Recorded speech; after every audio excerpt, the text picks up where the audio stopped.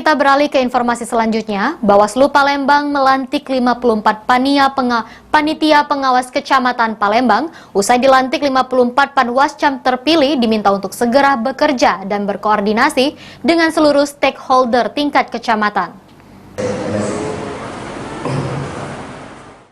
54 panwascam Palembang resmi dilantik oleh Ketua Bawaslu Palembang M. Taufik. Dalam pelantikan tersebut, 54 panwascam terpilih diminta untuk langsung bekerja khususnya dalam mengawasi tahapan pemilu yang kini telah dilakukan, yaitu verifikasi faktual serta berkoordinasi dengan Forkopicam.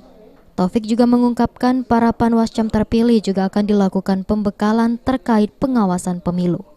Setelah dilantik ini, karena tahapan juga sudah berjalan, ini kami lakukan pembekalan dan juga langsung turun ke wilayahnya masing-masing ya untuk berkoordinasi dengan stakeholder yang ada, dengan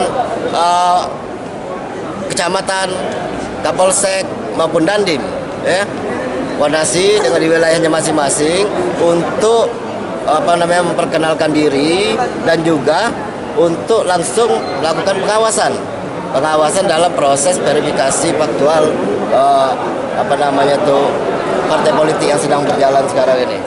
Sementara itu, salah satu panwascam terpilih mengungkapkan siap untuk menjalankan tugas dengan baik guna mensukseskan pemilu mendatang. Ini seperti apa ini, Pak? Saya beserta teman-teman saya dilantik hari ini.